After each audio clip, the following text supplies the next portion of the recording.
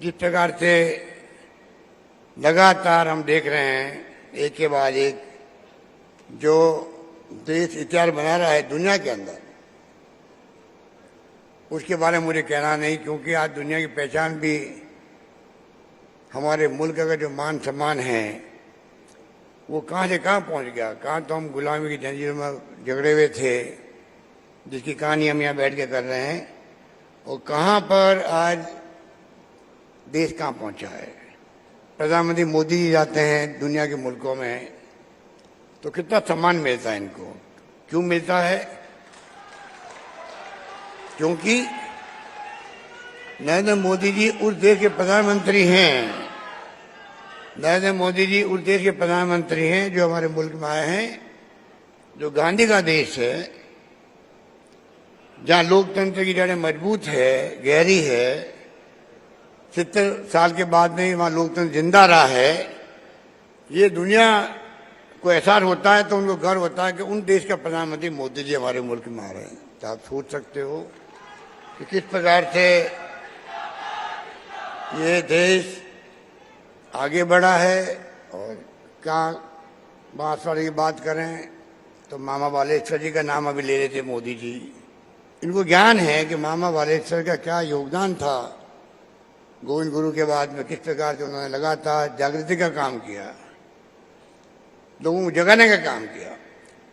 और मैं समझता हूँ नाथू भाई भगत, हीरा भाई मेंबर पार्लियामेंट थे, किसी ने कमी नहीं रखी। और सभा बना करके जो गोविंद गुरु ने प्रयास किए उनको जेल जाना पड़ा। वो बहुत कम आयु में चले गए, लेकिन उनकी ऊर्जा, उनकी देशभक्ति और उनका हौसला ताना भगत आंदोलन जैसी क्रांतियों का आधार बना। साथियों, गुलामी के शुरुआती सदियों से लेकर 20वीं सदी तक आप ऐसा कोई भी कालखंड नहीं देखेंगे जब आदिवासी समाज ने स्वाधीनता संग्राम की मशाल को थामे न रखा हो। आंध्र प्रदेश में अल्लूरी सीताराम राजू गारू के नेतृत्व में आदिवासी समाज ने रंपा क्रांति को एक नई धार दे दी थी। और राजस्थान की ये धरती तो उससे भी बहुत पहले ही आदिवासी समाज की देशभक्ति की गवाह रही है।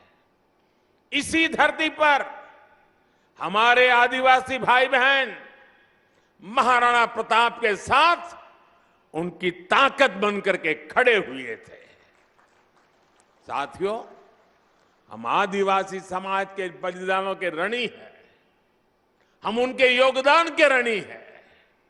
इस समाज के इसने प्रकृति से लेकर पर्यावरण तक, संस्कृति से लेकर परंपराओं तक भारत के चरित्र को सहेजा और संजोया है।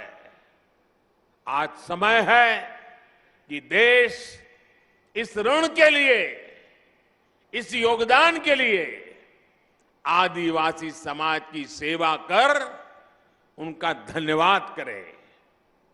बीते 8 वर्षों से यही भावना हमारे प्रयासों को ऊर्जा देती रही है। आज से कुछ दिन बाद ही 15 नवंबर को भगवान बिरसा मुंडा की जयंती पर देश जनजातीय गौरव दिवस मनाएगा। आदिवासी समाज के अतीत और इतिहास को जन जन तक पहुंचाने के लिए आज देश भर में आदिवासी स्वतंत्रता सेनानियों को समर्पित विशेष म्यूजियम बनाए जा रहे हैं। जिस भव्य विरासत से हमारी पीढ़ियां वंचित रह रही थी, वो अब उनके चिंतन का, उनकी सोच का और उनकी प्रेरणाओं का हिस्सा बनेगी। भाइयों बहनों, देश में आदिवासी समाज का विस्तार और उसकी भूमिका इतनी बड़ी है कि हमें उसके लिए समर्पित भाव से काम करने की जरूरत है।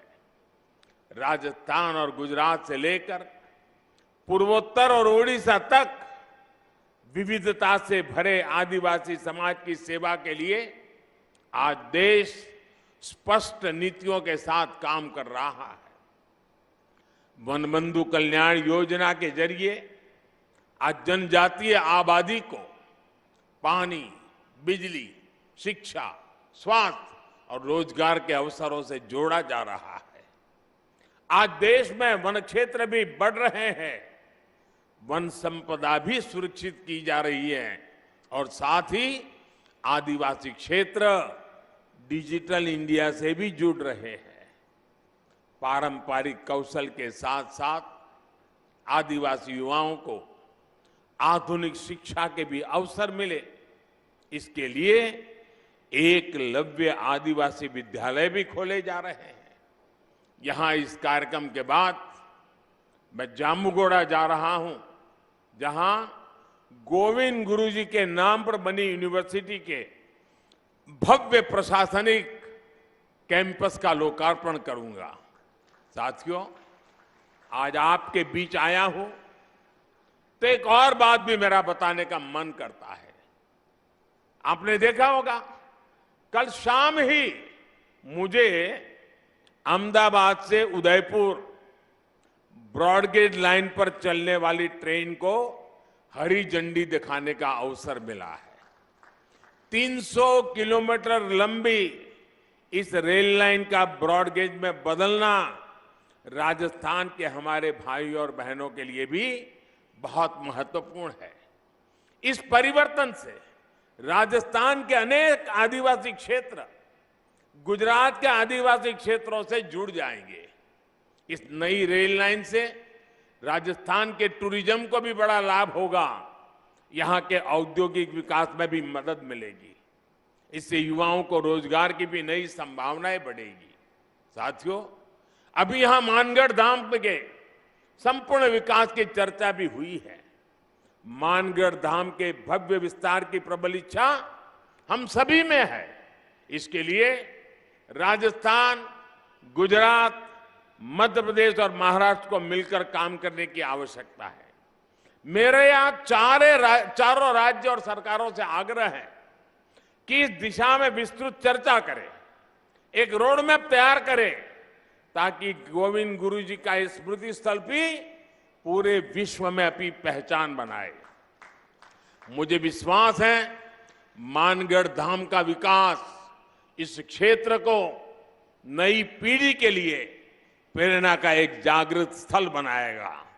और मैं ये विश्वास दिलाता हूं, क्योंकि कई दिनों से हमारी चर्चा चल रही है, जितना जल्दी, जितना ज्यादा क्षेत्र हम निर्धारित करेंगे, तो फिर सब मिलकर के और भारत सरकार के नेतृत्व में हम इसको और अधिक विकास कर सकते हैं। इसको कोई राष्ट्रीय स्मारक कह सकता है, कोई संकलित व्यवस्था कह सकता है, नाम तो कोई भी दे देंगे, लेकिन भारत सरकार और इन 4 राज्यों के जनजातीय समाज का सीधा संबंध है।